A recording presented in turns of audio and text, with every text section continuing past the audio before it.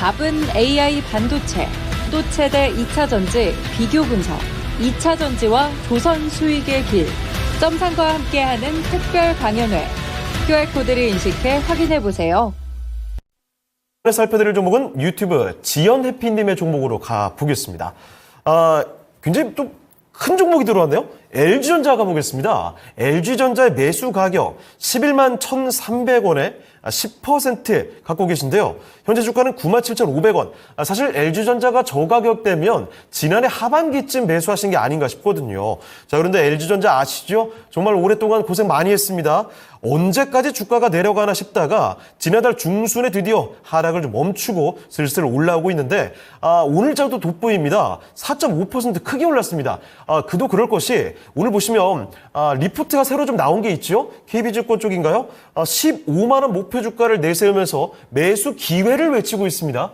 자, LG전자 사실 요즘 들어서 긍정적인 기사 내용들이 많이 확인되고 있는데 과연 앞으로 좀 어떻게 볼 수 있을까요? 목표가 중장기로 부탁드린다고 하셨는데요. 알아보겠습니다. 자, 대표님, LG전자입니다. 이제 좀 새로운 관점으로 볼만하겠습니까? 뭐 사실 이제 LG전자가 가전 쪽에 굉장히 유행을 했다라고 얘기는 아마 다들 아실 것 같은데, 근데 일단 중요한 게 가전 중에서 가장 큰 부분을 담당하는 냉장고가 지금 삼성이 뺏어갔죠. 그러니까 이거를 놓치시면 안 됩니다. 그러니까 가전 쪽에서 가장 조심하셔야 될 건 뭐냐면은 우리가 이제 지금 5월에 왜 갑자기 가전주들에 주목해라 뭐 이런 얘기가 하느냐? 5월엔 무슨 달입니까? 가정의 달이죠.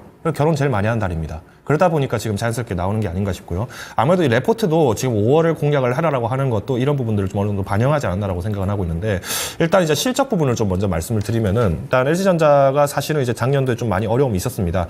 근데 이제 전년 대비해서는 그래도 좀 양호한 실적을 우리가 지금 계속 이끌고 가고 있다. 뭐 영업이익 같은 경우에도 전년 대비해서 역대 최대 매출을 생활 가전에서 잡고 있다. 뭐 이런 얘기들이 계속 나오고 있죠. 그러다 보니까 상대적으로 좀 견고한 편인 거지. 이게 지금 만약에 미국발 시작되는 이제 미국 시장발로 이제 시작되는 우리가 이제 경기 침체라든가 이런 부분까지 만약에 얘기가 나온다. 그러면은 가전 부분이 가장 먼저 타격을 받을 수밖에 없습니다.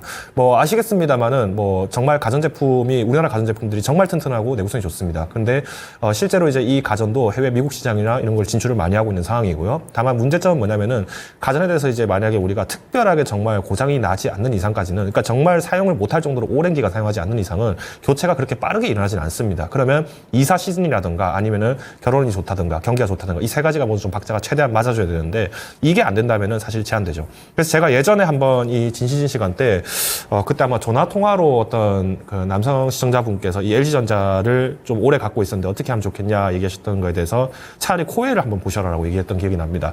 제가 그때 왜 코웨이를 얘기를 들었냐면은 일단 지금 우리나라에서 당장 큰 문제점이 뭐냐면 일단 뭐 비혼주의라든가 뭐 연애를 못한다든가 결혼을 못한다든가 자녀 수가 준다든가 이런 현상들이 굉장히 많이 나타나고 있습니다. 그러면 이거는 우리가 이제 독신 가정들도 많이 독신 가구도 많이 늘어가는 거고, 자녀를 출산하지 않는 저출산 가구성들, 그러니까 뭐 한 명 정도 낳거나 안 낳는 가구들이 굉장히 많아진다는 건데, 자 그러면 이거는 어떻게 보면은 결혼식을 올린 동거인이 생겼다는 것 뿐이기 때문에 사실상 가전부 제품을 꼭 무지 비싼 걸 꼭 산다? 그러지 않는 젊은 세대들도 굉장히 합리적인 소비를 하는 세대들이 많이 늘어났다는 겁니다. 그러면 이 세대들의 특징은 뭐냐? 렌탈 많이 합니다. 왜? 어차피 내가 이거 샀다고 하면은 앞으로 관리도 내가 해야 되고 실제로 필요 없을 때 처분도 곤란하고 고장나면 내가 내 돈 주고 쓰려야 되는데, 렌탈 같은 경우에는 오히려 그 부분들의 비중이 많이 줄죠. 그러다 보니까 저는 코웨이를 좀 많이 추천을 드렸는데, 코웨이 차트도 한번 같이 보도록 하겠습니다. 코웨이의 가장 큰 이제 코웨이 같은 경우에도 제가 이제 연초 대비했을 때 좀 주목을 하셔라 얘기를 했는데, 뭐 오늘 장 중에서 조금 소폭 상승을 하긴 했습니다만은 일단 저는 이 코웨이가 갖고 있는 부분들의 리스크라고 하면은 코웨이의 주주인 이 넷마블, 그리고 넷마블이 지금 하이브와 관련된 영향들이 있다라는 게 좀 영향이 있었고요. 비교적 최근에 좀 상승했던 거는 이제 하이브 지분을 오늘 또 이렇게 매도를 했다라는 얘기가 나오면서 좀 상승을 한 것 같습니다. 다만 저는 오히려 이제 앞으로 경제는 우리가 이제 어떤 제품을 직접적으로 사는 것보다는 구독 경제 형태로 갈 가능성이 굉장히 크다. 이 부분을 좀 주목을 좀 많이 하고 있기 때문에, 일단 LG전자 지금 이제 매수 비중이 이제 10% 정도 되시는데, 이 LG전자 잠깐 다시 보면서 말씀드리겠습니다.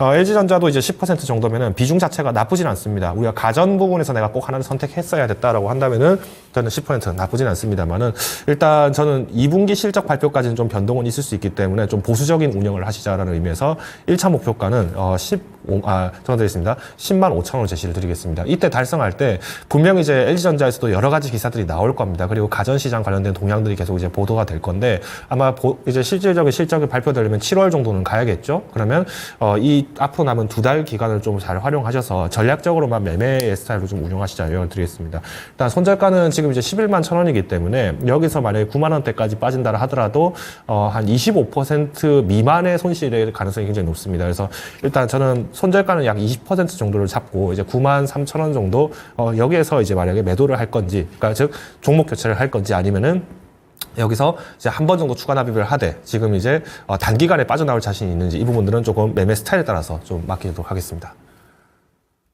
자, LG전자였습니다. 거의 3년간 정말 쉽지 않게 풀어봤던 LG전자의 주가 흐름이었죠. 자, 그래서 주가 바닥권에서 이 긍정적인 리포트들도 나오고 하니까 덥석 빨리 들어가 봐야 되겠다. 여기서 큰 수익을 벌어야 되겠다.